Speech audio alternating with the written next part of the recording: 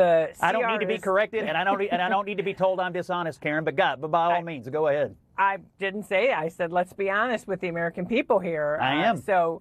Well, you ought to try CR that I'm doing it right now, brother. Here we go again. Another night, another CNN showdown. This time, it's Scott Jennings, the self-proclaimed voice of reason for the MAGA establishment, stepping into Kaitlan Collins' studio to defend a government shutdown that his own party could end tomorrow. What unfolds next isn't just a debate, it's a full-blown case study in political gaslighting. Jennings walks in with that familiar smirk, trying to spin the narrative that somehow this mess is all the Democrats' fault. Never mind the fact that Speaker Mike Johnson and his Republican allies are the ones holding the line on a shutdown that's hurting millions of Americans. And, as you'll see, Karen Finney isn't buying it for a second. She's about to call him out, not just on the numbers, but on the hypocrisy that defines so much of today's partisan theatre. Because when you strip away the talking points, this debate isn't about party politics. It's about who's actually being honest with the American people.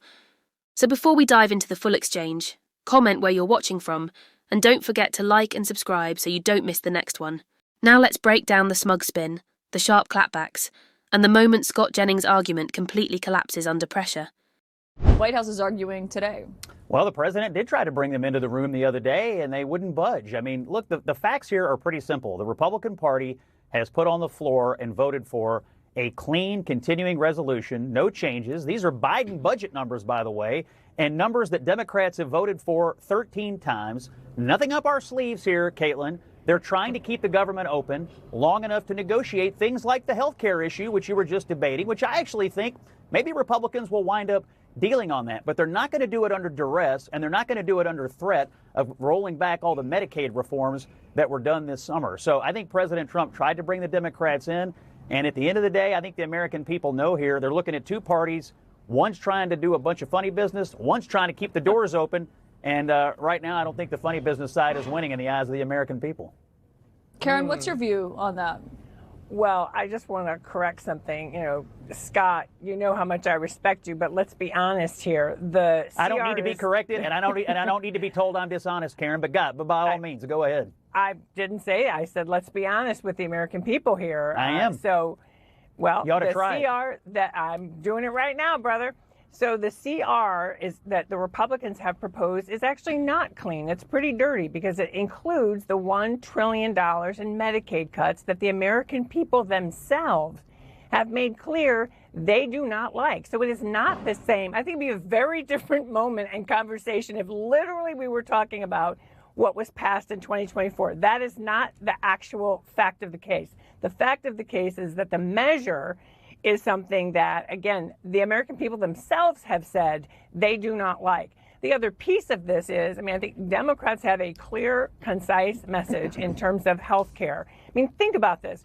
Republicans are on the side of saying we have to protect these tax cuts for billionaires. That's going to impact the wealthiest 1%.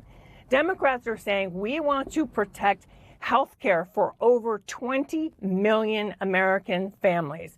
And I agree with what, I was glad Senator Smith pointed out. I also just got my email today about my health care and choosing a plan. So people are already seeing that their costs are going to go up starting in January 2026. So I think Democrats feel pretty strong about this because the politics have changed. And, the last thing I would just say on this, my first government shutdown, Scott, I know you've been through a few of them too, was in the Clinton administration. And the kind of backslapping, oh, we're just joking that we heard from the vice president today. Well, we heard that from Newt Gingrich, and he was, bracing for the fight. And we all know how that worked out. I don't think the American people like seeing the president make light of their health care or their jobs. Scott, you want to respond? Yeah, sure. Look, we're stunned. I'll just be honest with you. We're stunned.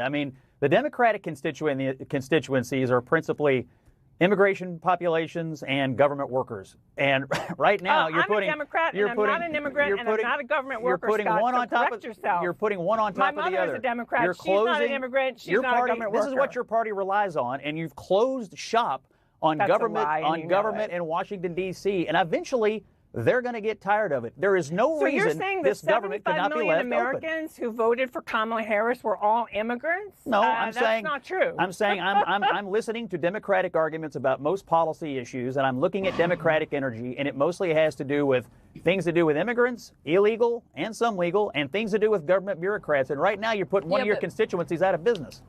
Can I say one thing, which is that people who are in the country illegally cannot get these subsidies Sure that we're they talking can. about? Sure they can. No, they can't. No, Sure they they can't. can. It's When federal law, Scott, who as do you you know, think but who do you think pays when they go to the emergency room? It's the Medicaid Scott, emergency going program. to the emergency room is not getting an Obamacare subsidy. The You emergency guys are room is not conflating. healthcare, You guys are Scott. conflating No, we're these not, issues. Scott. You're conflating these and issues. you're being dishonest with The the American subsidies are a people about separate this, issue. The because you know Medicaid it's program cuts unpopular. are a different thing. Right, but I'm talking Medicaid about and the subsidies. Obamacare stuff are two different issues. And I said Correct. the subsidies may get negotiated over time, but what Democrats want to do is roll back what the Republican Medicaid reforms were. They want, look, I don't understand why everybody's so mad. For time immemorial, Democrats have argued that it's good. It's good for illegal immigrants to get Medicaid. Every candidate for president in 2020 raised their hand for it. In the big, beautiful bill debate, they argued it was good policy. I can't believe there's an about face of the Democratic Party on it today. Hold on. I got a question for Karen, but Scott, I will say, Sure. people who are in the country illegally also can't get Medicaid. Sure That's they can. federal law. Sure they can. They can't get Medicaid. They also Medicare, can't register CHIP, to vote. They also Obamacare can't register to subsidies. vote, but we just found one in Maryland who was running the Des Moines one. school system. Oh my God, one! I mean, Scott. I'm telling you, you guys say these things can't happen, I'm and just then they saying, happen. Scott, but I'm Oh just my saying God, it's you're federal absurd. law. And You they're can not run trying to cover. roll You back. can run cover They're not for trying it if to you roll want, back but they federal law. do get federal It's tax just the money. facts. They get But Karen, federal can I ask tax you- money. Ask Jake. Yeah. He had it on today. I'm just saying it's against federal law to Okay. do Yes, that. it is. Good luck with Karen, it. can I ask you, because one thing that we've heard from Democrats over the last several months is that the president's consolidation of power is dangerous. That's how Democrats have framed Yes. this. But now what House Speaker Mike Johnson, the point he was making here last night, is that Democrats have handed the president more power by shutting the government down, because now they're canceling and stopping these contracts and saying they're going to fire a bunch of federal workers during this period. Was that a mistake in your view? Well, but again, the president, it's a choice that the president can make. I mean, governing is all about choices, right? The leader of the country can say, hey, I'm going to protect tax cuts for billionaires, or I'm going to make sure over 20 million American families can get the subsidies they need to afford their health care and not see it double.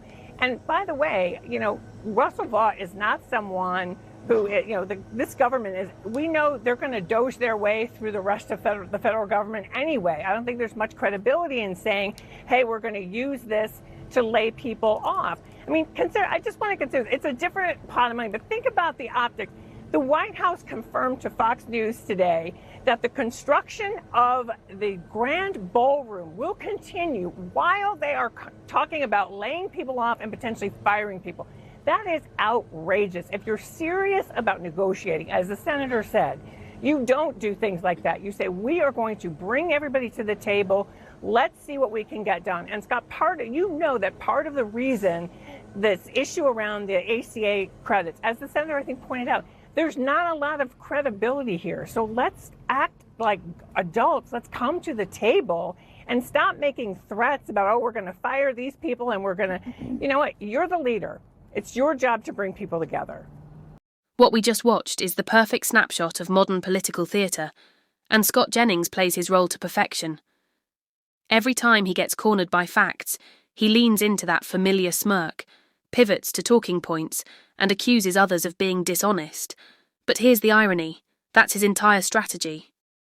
He builds outrage out of thin air, plays the victim, and counts on viewers not to notice that the numbers, the timelines, and even the basic truth don't support what he's saying. Meanwhile, Karen Finney dismantles it piece by piece.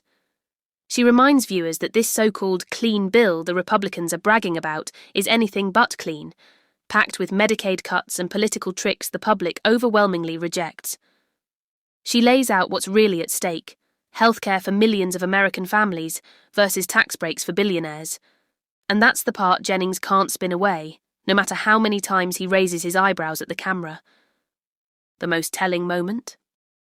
When the conversation turns to immigration and federal workers, Jennings shifts the goalpost again, painting public servants as the problem. It's classic distraction politics. Blame the people doing their jobs while protecting the ones writing the loopholes. But here's the truth. Americans are smarter than that. They see the playbook. They see the pattern. And every time the same faces show up on CNN pretending to defend the people, while really defending power, it becomes clearer who's fighting for solutions and who's fighting to keep the outrage alive. So, what do you think? Did Karen Finney shut down the spin, or did Scott Jennings manage to convince anyone with his talking points? Let me know your thoughts below. And don't forget to like, comment and subscribe for more sharp breakdowns and deep dives into the political games the powerful play.